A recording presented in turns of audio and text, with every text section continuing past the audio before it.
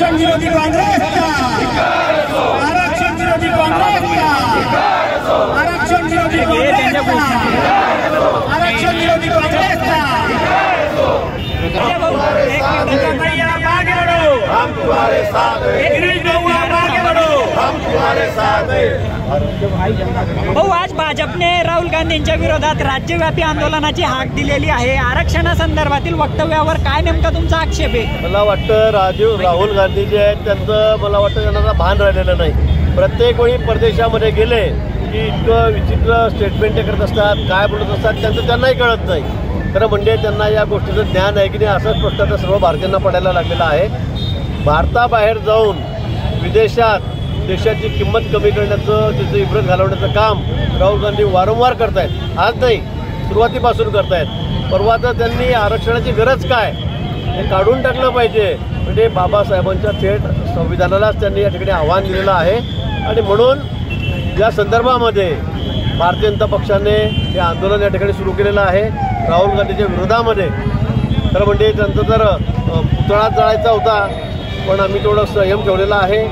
पण मला असं वाटतं की आता या पुढे तरी त्यांना गणपती बाप्पा सद्बुद्धी देव, बाबा आपण देशाविषयी काय बोलतोय, देशातल्या जनतेविषयी काय बोलतोय, संविधानाविषयी काय बोलतोय, कधी कधी पंतप्रधानांबद्दल आपण काय बोलतोय याचं भान त्यांना राहिलेलं नाही। पण तेवढी सद्बुद्धी गणराय त्यांना देव अशी गणरायाची मी प्रार्थना करतो। भाऊ, लोकसभा निवडणुकीत विरोधकांनी एक संविधान धोक्यात असा एक अजेंडा सेट केल्याचा आरोप भाजपकडून केला जातोय, त्यानंतर राहुल गांधींचं असं स्टेटमेंट येतंय, कसं पाहताय तुम्ही याकडे? खरा चेहरा राहुल गांधींचा आणि काँग्रेसचा आता पुढे आलेला आहे। म्हणजे आरक्षणाच्या बाबतीमध्ये एक नरेटिव्ह फिक्स केला गेला की भाजपला त्या ठिकाणी आरक्षण नको आहे।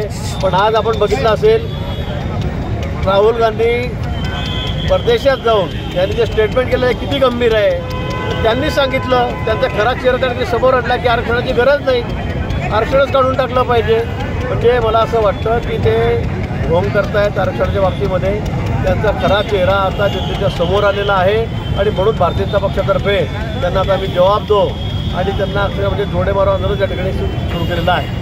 हो, या आंदोलनाच्या माध्यमातून असं दिसतं की भाजपने आरक्षणाला पाठिंबा दिलेला आहे। राज्यात विविध समाज जे आहेत ते आरक्षणाच्या मागणीसाठी आजही आंदोलन करतायत, त्याच्यावर मात्र तोडगा काढताना सत्ताधाऱ्यांना अपयश आल्याचं दिसतंय। दोन्ही विषय वेगळे आहेत। बाबासाहेबांनी आम्हाला जे संविधान दिलेलं आहे त्याच्या माध्यमातून SC असतील, ST असतील, काही OBC असतील, यांना जे आरक्षण दिलेलं आहे त्याबाबतीत कोणाच्यामध्ये शंकाच नाही आहे। यामध्ये कोणत्या घटकांचा त्याच्यामध्ये समावेश करावा याबद्दल वाद चाललेले आहेत। आमचा विरोध असा नाही आहे, आपण काहीतरी चुकीचं मला विचारतात, मला असं वाटतं संविधानाचा सन्मान आम्ही करतो। बाबासाहेबांनी संविधानानुसार ज्यांना आरक्षण दिलं आहे त्यांचा मान आम्ही ठेवलेलाच आहे, करतोच आहोत। पण नवीन स्टेटमेंट काहीतरी देऊन की आता संविधान म्हणजे आम्हाला मान्य नाही असं म्हणण्याचा प्रकार हा राहुल गांधींनी या ठिकाणी केलेला आहे। आरक्षणच आम्हाला मान्य नाही, काही गरज नाही असं सांगण्याचा प्रयत्न त्यांनी या ठिकाणी केलेला आहे आणि म्हणून आमचा त्यांना विरोध आहे आणि म्हणून त्यांच्या विरोधामध्ये आम्ही या ठिकाणी आंदोलन पुकारलेलं आहे।